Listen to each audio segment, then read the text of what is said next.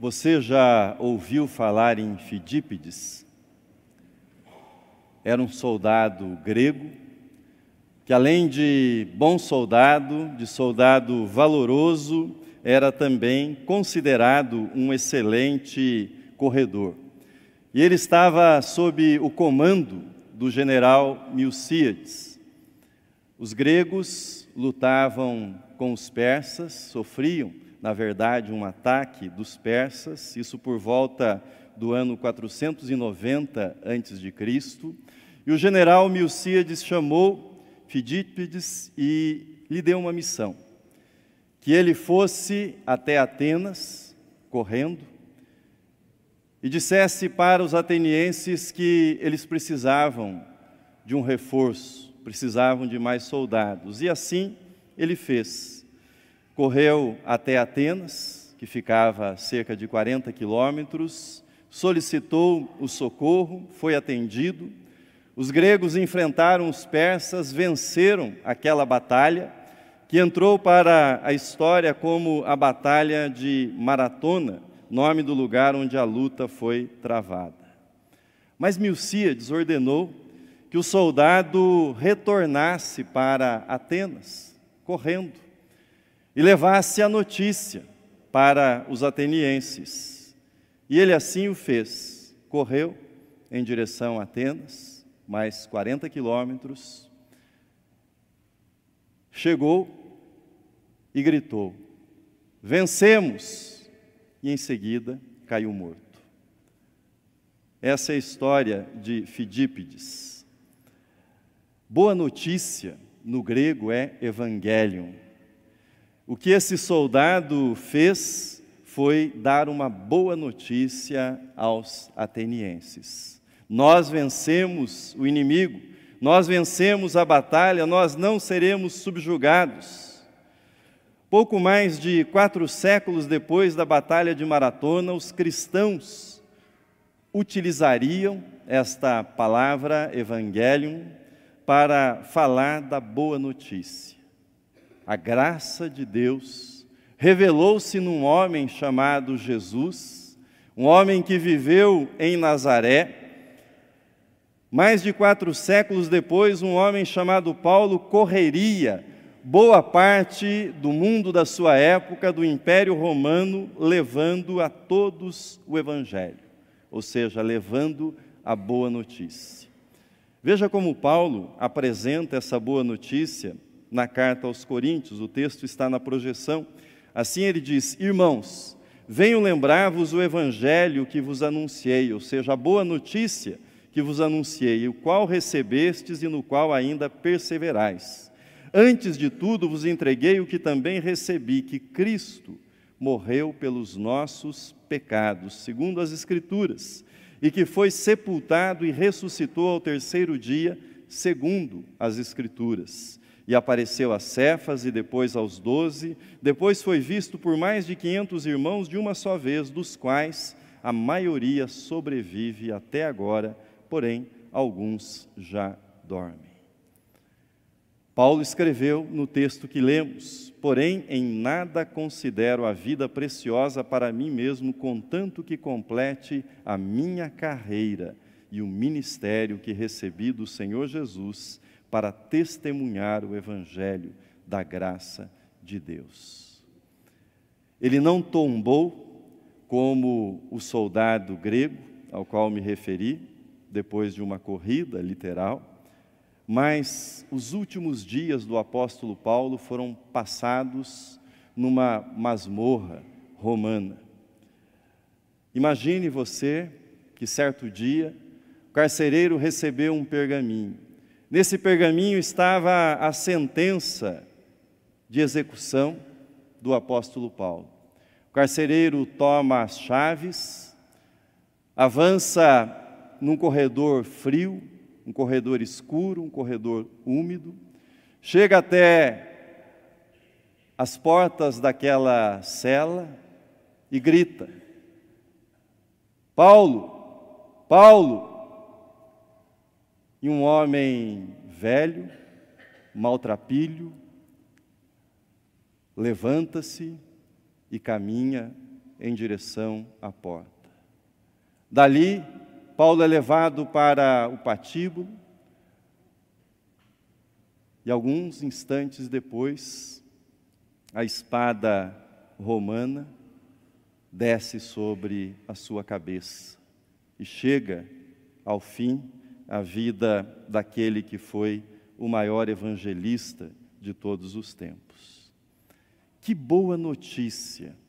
Que evangelho é esse que fez com que esse homem, Paulo, corresse de cidade em cidade do Império Romano? Que mensagem era tão importante que fazia com que ele dissesse o que nós lemos aqui: em nada eu considero a minha vida preciosa. O alvo da minha vida é entregar essa mensagem, é dar essa boa notícia. Que há de tão sagrado, que há de tão precioso nessa mensagem, que fez com que esse homem dedicasse a sua vida e terminasse a sua vida como mártir? Nesse mês, nós estamos examinando o tema, o que é o sagrado. Falei com vocês no primeiro domingo sobre alguns vislumbres do sagrado. Depois examinamos o que é o lugar sagrado, qual é o significado desse templo. No domingo passado, nós examinamos o que é a comunidade sagrada. Mas essa série de mensagens não se completaria se hoje nós não examinássemos esse tema, a mensagem sagrada. Não há razão para o templo existir, não há razão para nós congregarmos aqui, se nós não tivermos clareza de qual é a mensagem que nos uniu, qual é a mensagem que nos reuniu e qual é a mensagem que nós estamos incumbidos de levar à frente. Se nós não tivermos consciência de quão sagrada é a mensagem do Evangelho. Duas observações sobre essa mensagem que eu gostaria de deixar com você nesta manhã. A mensagem sagrada que nós chamamos de Evangelho é uma mensagem sobre amor e perdão. Uma mensagem sobre amor e perdão. Um velho monge se fazia acompanhar do seu discípulo, um jovem. Eles andavam por uma floresta e chegaram diante de um rio com correnteza forte e perigosa. A ponte improvisada que ali havia existido estava destruída. Às margens daquele rio, eles encontraram uma mulher. E essa mulher se dirigiu aos dois dizendo que não podia atravessar sozinha aquela forte correnteza.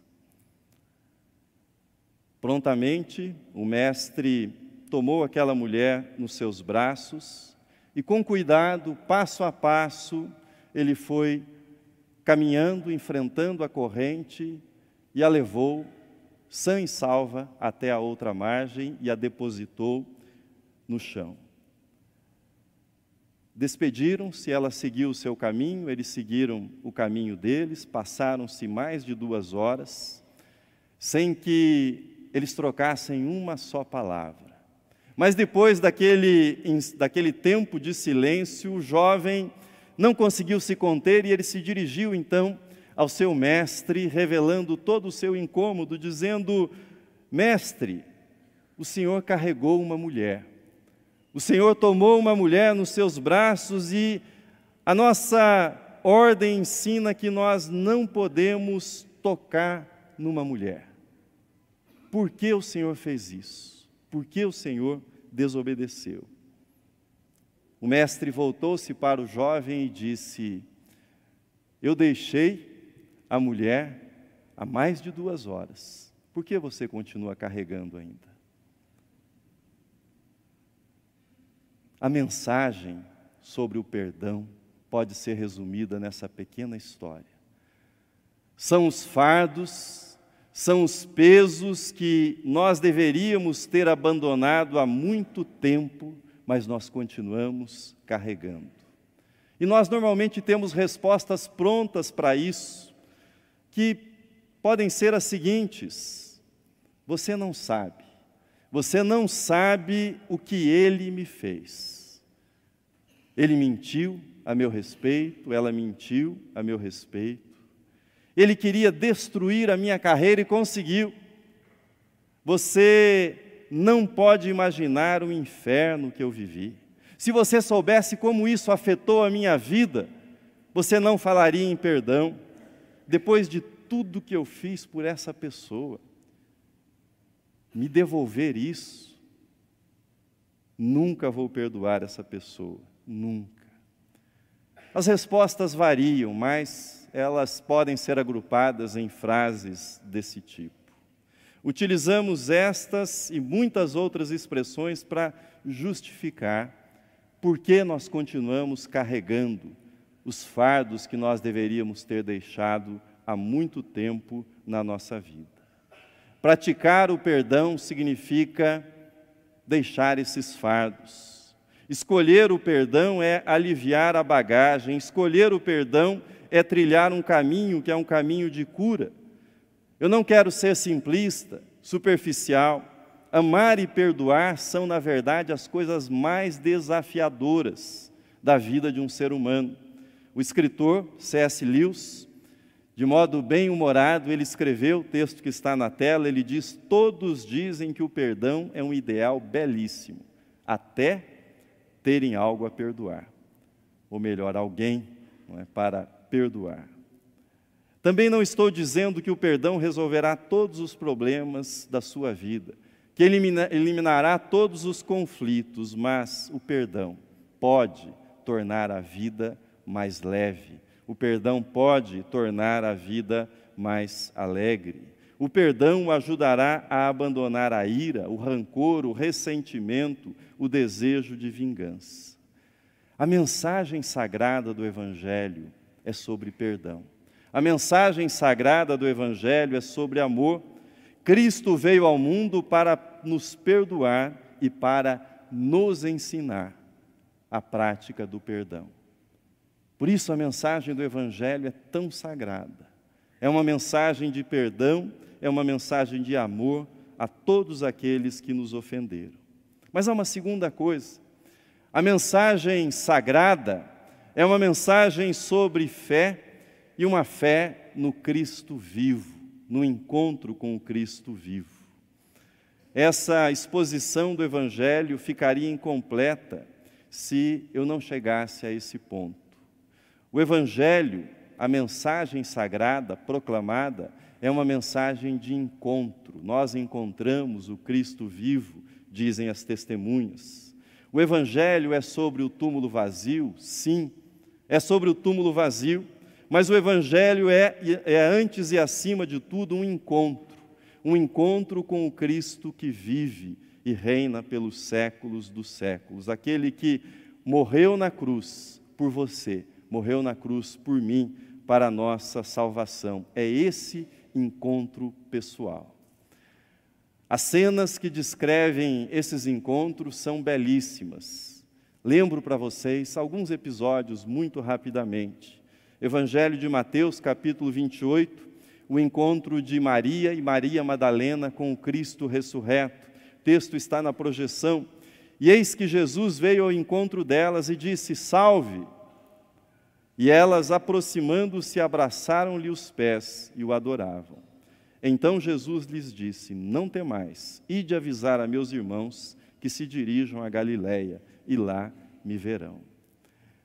O encontro daquelas duas mulheres com Cristo foi marcado por duas coisas: reverência, elas se curvam aos pés de Jesus, e intimidade. Elas abraçam os pés de Jesus, elas tocam os pés de Jesus. O encontro com o Cristo vivo é um encontro marcado sempre por intimidade e marcado por reverência. Isso aparece nos outros encontros, por exemplo, quando Jesus vai ao encontro dos apóstolos e eles estão trancados com medo dos fariseus dentro da casa. Jesus se dirige a Tomé, que havia duvidado do testemunho dos outros, e Jesus dirige-se também a Pedro, que o havia negado. E Jesus, nesse encontro com eles, devolve-lhes a oportunidade de reverência e, ao mesmo tempo, a oportunidade de intimidade. Os encontros com o Cristo ressurreto são marcados pela suavidade e por essa intimidade. Muitas das aparições de Jesus se deram no contexto de uma refeição, na intimidade de uma casa. Ali, Jesus se manifestou. Veja comigo um segundo texto do Evangelho de Mateus. Seguiram os 11 discípulos para a Galiléia, para o monte que Jesus lhes designara. E quando o viram, o adoraram, mas alguns duvidaram. Você já prestou atenção nessa parte final? O adoraram, mas alguns duvidaram. Imagine se isso seria possível, duvidar numa missão militar. Imagine se isso seria possível numa corporação comercial. Afinal, você precisa acreditar no produto que você vende. Ocorre que Jesus não é um produto. O Evangelho também não é um produto. A mensagem sagrada não é um produto. Veja o que escreveu o pastor presbiteriano Eugene Peterson sobre a ressurreição. O texto está na projeção. Ele diz: em nenhuma das ocasiões a ressurreição foi algo sufocante. O reconhecimento e a confissão não se deram pela força. Jesus não usou sua ressurreição para intimidar as pessoas, obrigando-as a lhe prestar adoração ou a se tornar discípulas. Termina ele. Embora a ressurreição seja a maior de todas as vitórias, maior do que a batalha de maratona ou qualquer outra batalha. Embora Jesus seja o maior conquistador, pois ele conquistou o reino da morte. Embora ele seja o maior vitorioso da história, Jesus não é intimidador. Ele não é ameaçador em nenhum momento. Eu creio de todo o coração que a ressurreição é um evento histórico, não é uma metáfora, é um evento da história. Mas não é no cemitério da história que nós encontraremos o Cristo ressurreto. É no jardim do coração, é na mesa da comunhão, é no altar da consciência, é no altar da alma que se dá esse encontro, e ele será sempre um encontro de intimidade. Encontro esse no qual Cristo vem e nos chama de amigos, nos chama de irmãos e se assenta para cear conosco. Termino. É possível estar num lugar sagrado como esse no qual nós estamos. É possível unir-se numa comunidade sagrada como essa, de 154 anos de história. Mas é possível que alguém adote a denominação como evangélico, como protestante ou como cristão, mas deixe escapar a mensagem sagrada. Deixe escapar o evangelho. Ser evangélico, ser cristão, não é uma garantia que você esteja vivendo o evangelho, que você esteja praticando o evangelho.